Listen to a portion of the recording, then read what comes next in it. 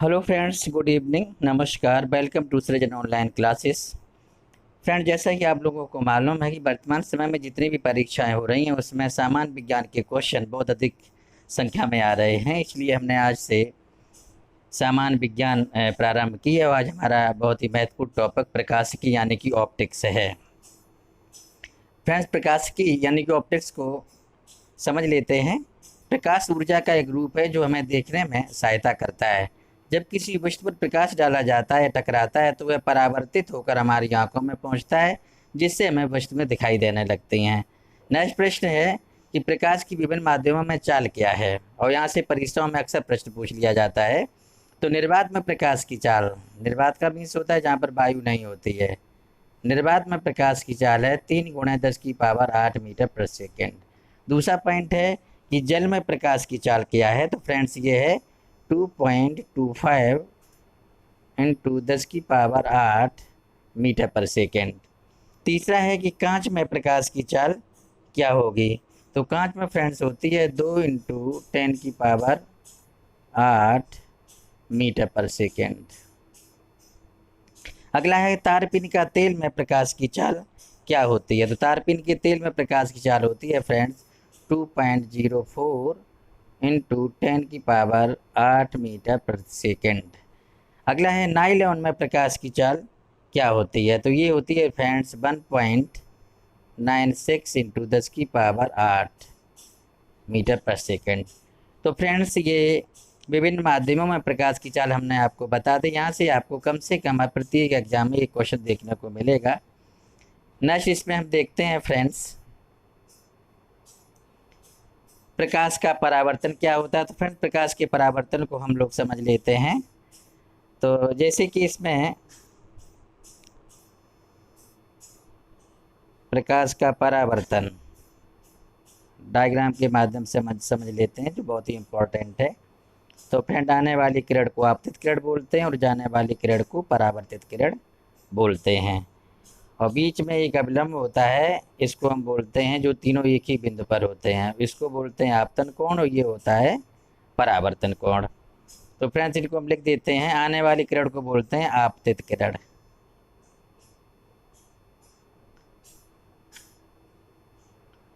आपतित किरण।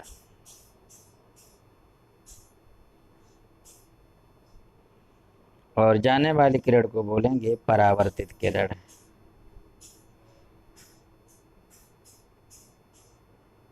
और फ्रेंड्स, ये होता है आपतन कोण, और ये इसको बोलते हैं आपतन कोण, और इसको बोलते हैं परावर्तन कोण।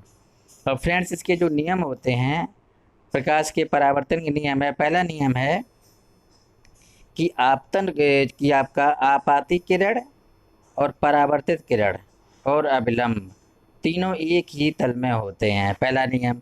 दूसरा नियम इसका है आपतन कोण और परावर्तन कोण सदैव आपस में बराबर होते हैं। नेक्स्ट है आपका दर्पण। दर्पण में देखते हैं, दर्पण कांच की तरह होता है और यह दो प्रकार का होता है। सबसे पहला है समतल दर्पण। परावर्तक सतह समतल हो तो उसे समतल दर्पण कहते हैं। इसमें शीशे पर चांदी या पारी की परत की पॉलिश कर दी जाती है। और समतल दर्पण के निम्नलिखित गुण होते हैं फ्रेंड्स। पहला गुण है कि समतल दर्पण की जो फोकस दूरी होती है वो अनंत होती है और उसकी जो क्षमता होती है वो शून्य होती है। अगर प्रश्न कभी आ जाए कि समतल दर्पण की फोकस दूरी कितनी होती है, अनंत, और क्षमता होती है 0। समतल दर्पण द्वारा बना प्रतिबिंब दर्पण से जितनी दूरी पर होता है, वस्तु भी दर्पण में उतनी दूरी पर रखी होती है। नेक्स्ट पॉइंट फ्रेंड्स इसमें है, यदि दो समतल दर्पण एक दूसरे से थीटा है, ये थीटा कोण पर झुके हों तथा वस्तु उनके बीच स्थित हो, तो दर्पणों के बीच यानी दर्पण द्वारा बने प्रतिबिंबों की संख्या कैसी होगी। तो फ्रेंड्स, इसके लिए एक फॉर्मूला है। दर्पणों द्वारा बने प्रतिबिंबों की संख्या बराबर फॉर्मूला लगाएंगे 360/थीटा और -1। फ्रेंड्स, हम 360/थीटा जब जब सम होगा, जब सम होता है तो उसमें से हम ये घटा देते हैं। जैसे हमने कहा कि दो समतल दर्पण हैं और उनके बीच दो समतल दर्पण एक दूसरे के साथ 60 डिग्री का कोण बनाते हैं, तो उनके बीच में कुल कितने प्रतिबिंब बनेंगे? तो फ्रेंड्स जब इसमें हम 60 का भाग देंगे तो बिंदी से बिंदी हो जाएगा और 6 छक 36 होगा। तो इसमें हम एक नहीं, तो इसमें हम एक घटा देंगे, जब सम होता तो 6 में से एक 5, तो प्रतिबिंबों की संख्या हो जाएगी 5। ठीक है फ्रेंड्स। और यदि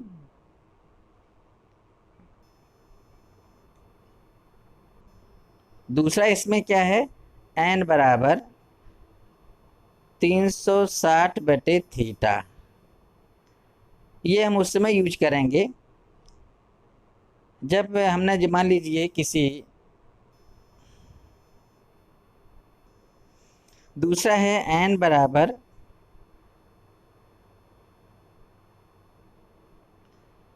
दूसरा है n बराबर 360/थीटा, और इसमें हम ऐसा यूज तभी करेंगे जब थीटा का भाग 360 में देंगे और जब विषम संख्या है। ठीक है फ्रेंड्स। अगला देखते हैं इसमें हम गोली दर्पण। अब गोली दर्पण क्या होता है? इस प्रकार के दर्पण किसी खोखले गोले का भाग होते हैं जिसके एक पृष्ठ पर कलई होती है तथा दूसरा पृष्ठ परावर्तक होता है। गोली दर्पण भी दो प्रकार के होते हैं। नंबर 1 है आपका अवतल दर्पण। फ्रेंड जो अवतल दर्पण होते हैं, यह दर्पण अनंत से आने वाली किरणों को सिकोड़ देता है, इसलिए इन दर्पणों को अवसारी दर्पण कहते हैं। इनका उपयोग सर्चलाइट में करते हैं, दूरदर्शी में करते हैं, सिनेमा के प्रोजेक्टर में करते हैं और दाढ़ी बनाने वाले दर्पण के रूप में अवतल दर्पण का प्रयोग करते हैं। अगला है आपका उत्तल दर्पण। फ्रेंड्स कभी कभी परीक्षा में इस प्रकार का प्रश्न पूछ लिया जाता है कि दाढ़ी बनाने में कौन सा दर्पण प्रयोग करते हैं, तो अवतल दर्पण का प्रयोग दाढ़ी बनाने में हम लोग करते हैं। अगला है उत्तल दर्पण। यह दर्पण अनंत से आने वाली किरणों को फैला देता है, इसलिए यह अपसारी दर्पण कहलाता है और इसका प्रयोग सड़क के किनारे लगे लैंपों में, गाड़ियों में पश्च दृश्य दर्पण के रूप में करते हैं। इन गाड़ियों में जो दर्पण यूज करते हैं पीछे की एरिया को देखने के लिए, तो वो उत्तल दर्पण होता है। तो ये प्रश्न बहुत बार परीक्षा में पूछा गया है कि गाड़ियों में हम पीछे की वस्तुओं को देखने के लिए किस प्रकार का दर्पण प्रयोग करते हैं, तो आंसर है आपका उत्तल दर्पण। नेक्स्ट है इसमें, अब समतल दर्पण देख लेते हैं। समतल दर्पण के उपयोग क्या है? चेहरा देखने वाले दर्पण के रूप में समतल दर्पण का प्रयोग करते हैं। दूसरा इसका प्रयोग है पनडुब्बी के जहाज, ये 2 बार लिख दिया, पनडुब्बी के जहाज में परिदर्शी का उपयोग किया जाता है, यह है। और तीसरा पॉइंट है समतल दर्पण का उपयोग बहुरूपदर्शी बनाने में किया जाता है। प्रश्न आ जाए कि किस दर्पण का प्रयोग बहुरूपदर्शी बनाने में किया जाता है, तो वो समतल दर्पण होगा। अब फ्रेंड्स इसमें हम देखते हैं अवतल दर्पण के क्या उपयोग हैं। अवतल दर्पण का उपयोग टॉर्च, सर्चलाइट और वाहनों की हेडलाइट बनाने में किया जाता है। तो यहाँ से भी प्रश्न बनता है कि वाहनों की हेडलाइट में किस दर्पण का प्रयोग किया जाता है, तो आंसर होगा अवतल दर्पण का। दंत विशेषज्ञ किस प्रकार का दर्पण प्रयोग करते हैं, तो ये भी इम्पोर्टेंट प्रश्न बनेगा। दंत विशेषज्ञ अवतल दर्पण का उपयोग मरीज के दांतों का बड़ा प्रतिबिंब बनाने के लिए प्रयोग करते हैं। इसी में अगला पॉइंट है सौर भट्टियों में सूर्य के प्रकाश को केंद्रित करने के लिए बड़े अवतल दर्पण का प्रयोग करते हैं। अब प्रश्न यदि आ जाए कि सौर भट्टियों में सूर्य के प्रकाश को केंद्रित करने के लिए किस प्रकार का दर्पण का प्रयोग करते हैं, तो वो आंसर है इसका अवतल दर्पण। नेक्स्ट इसमें है आपका टेबल लैंपों के शैडो में अवतल दर्पण लगाने से थोड़े स्थान को अधिक प्रकाशित किया जा सकता है। 5वां है रेल के इंजनों, मोटर कारों, स्टीमरों तथा सर्च लाइटों के लैंपों को अवतल दर्पण की फोकस पर रखकर समानांतर किरणपुंज प्राप्त किया जाता है और जिसके कारण बहुत बहुत दूर तक वस्तुओं को देखा जा सकता है। तो फ्रेंड्स अवतल दर्पण बहुत ही महत्वपूर्ण है हमारे दैनिक जीवन में और सेवाएं देने में। दूसरा है उत्तल दर्पण के प्रयोग क्या हैं, तो उत्तल दर्पण का प्रयोग स्कूटर, मोटर कार आदि वाहनों में साइड दर्पण के रूप में किया जाता है ताकि पीछे के वाहनों को अच्छी तरह से बड़े क्षेत्र में देखा जा सके। बहुत बार यहाँ से प्रश्न पूछा गया है। फ्रेंड्स यदि वीडियो आपको पसंद आ रहा हो, वीडियो की नॉलेज, तो हमारे वीडियो को लाइक और शेयर जरूर करें। नेक्स्ट है इसमें प्रकाश के अपवर्तन से जुड़े घटनाएं।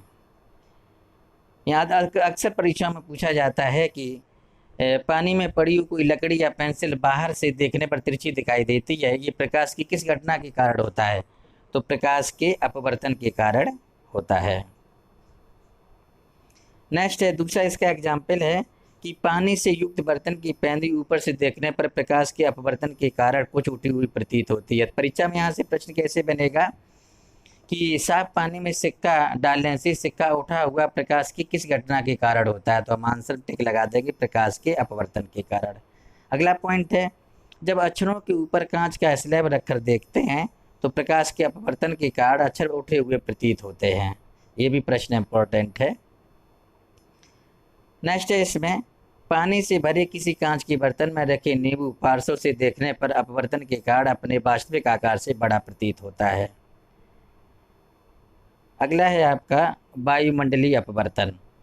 फ्रेंड्स, तारों के प्रकाश के वायुमंडलीय अपवर्तन के कारण ही तारे टिमटिमाते नजर आते हैं। तो अक्सर परीक्षाओं में ये प्रश्न पूछ लिया जाता है कि तारे टिमटिमाते हमें दिखाई देते हैं, ये प्रकाश की किस घटना के कारण होते हैं? तो हम टिक लगा देंगे, प्रकाश के अपवर्तन के कारण।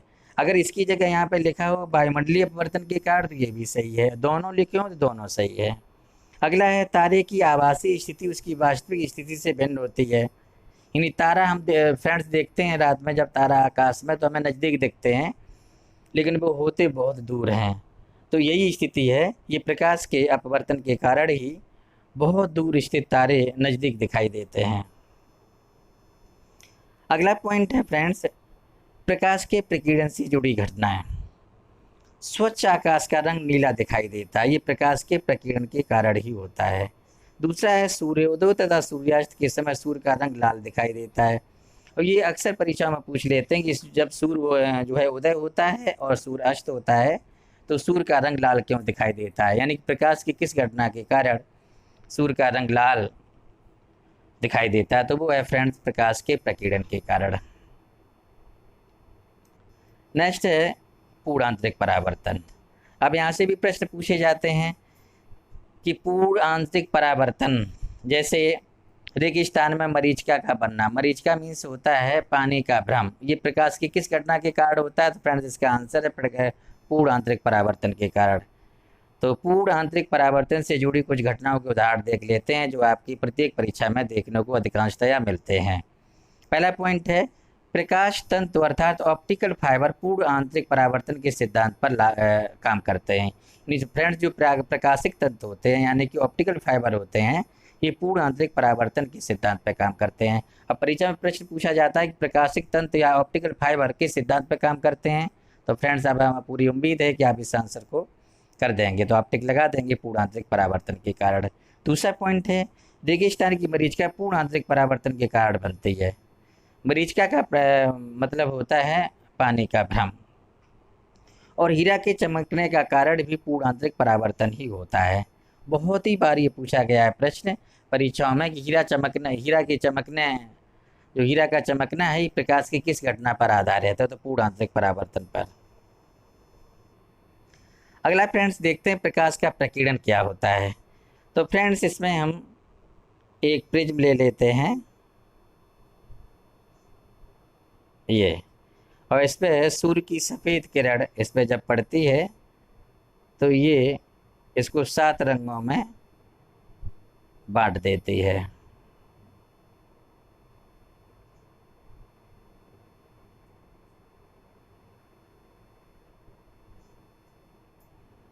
तो ये सबके नाम लिख दो, BIGYOR, BIGYOR।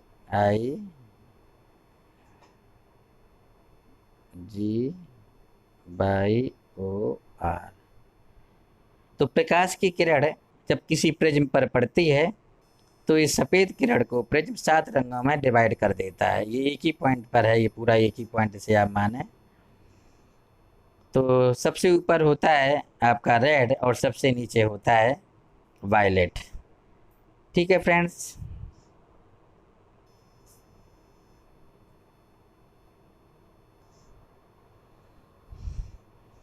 तो फ्रेंड्स, लाल रंग की तरंग दैर्ध्य सबसे अधिक होती है और बैगनी यानी वायलेट रंग की तरंग दैर्ध्य सबसे कम होती है, और इसीलिए लाल रंग सबसे दूर से दिखाई देता है। और उसके बाद में देखते हैं कि प्रकाश के प्रकीर्णन के कारण कौन कौन सी घटनाएं घटित होती हैं।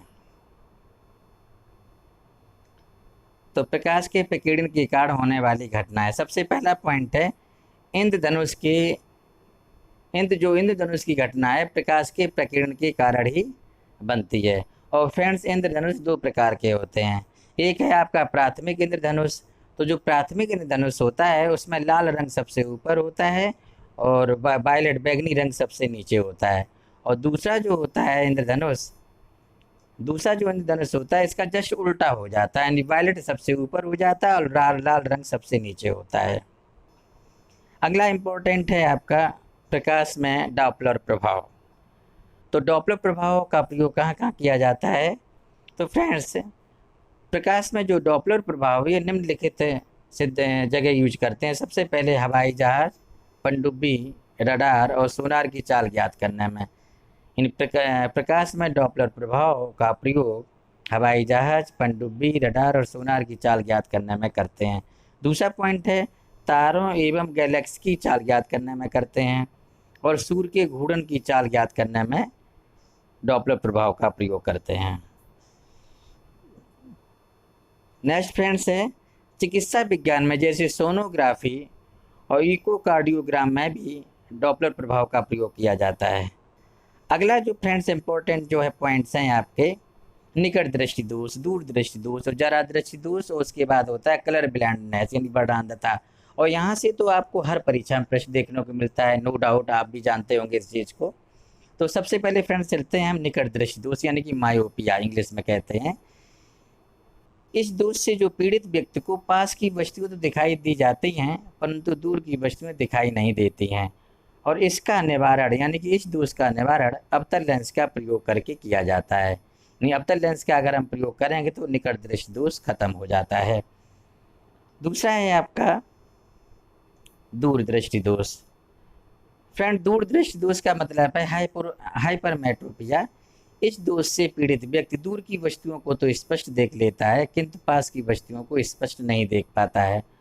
और इसका निवारण उत्तल लेंस का प्रयोग करके इस दोष को दूर कर सकते हैं। अगला है आपका जरा दृष्टि दोष। अधिकांश ये बुजुर्गों को होता है। फ्रेंड्स, वृद्धावस्था के कारण आँख की समंजन क्षमता घट जाती है या समाप्त हो जाती है, जिसके कारण व्यक्ति ना तो दूर की वस्तुएं देख सकता है और ना ही निकट की वस्तुएं देख सकता है। अतः इस प्रकार के दोष को दूर करने के लिए हम द्विफोकसी लेंस का प्रयोग करते हैं। नेक्स्ट है फ्रेंड वर्णांधता इन कलर ब्लाइंडनेस। ये बहुत इंपॉर्टेंट, रेलवे में इसका बहुत महत्वपूर्ण स्थान है। और रेलवे में जब कोई भर्ती निकलती है किसी भी पोस्ट पर तो कलर ब्लाइंडनेस टेस्ट किया जाता है। फ्रेंड्स, जो कलर ब्लाइंडनेस होता है यह एक आनुवंशिक बीमारी होती है, इन पिता से पेरेंट्स से बच्चे में आती है। इस रोग का कोई उपचार नहीं है। जिस व्यक्ति को ये रोग होता है वो लाल और हरे रंग में विभेद नहीं कर पाता, यानी लाल और हरे एक साथ उसे दिखा दिए जाएं तो वो ये नहीं बता पाता है, इनमें अंतर नहीं बता पाएगा। फ्रेंड्स, ये हमारा आज का बहुत ही महत्वपूर्ण टॉपिक था और परीक्षाओं में यहाँ से आपको कम से कम फ्रेंड्स 4 क्वेश्चन मिलेंगे, कोई भी परीक्षा हो। और यदि आपको हमारा ये सामान्य विज्ञान की क्लास वीडियो पसंद आया हो तो फ्रेंड्स हमारे वीडियो को सब्सक्राइब जरूर कर लें और बेल आइकन को दबा लें।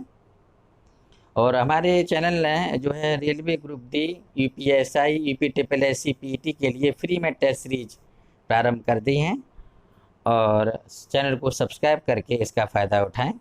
और फ्रेंड्स, मेरा एक दूसरा चैनल है क्लिक मैथ।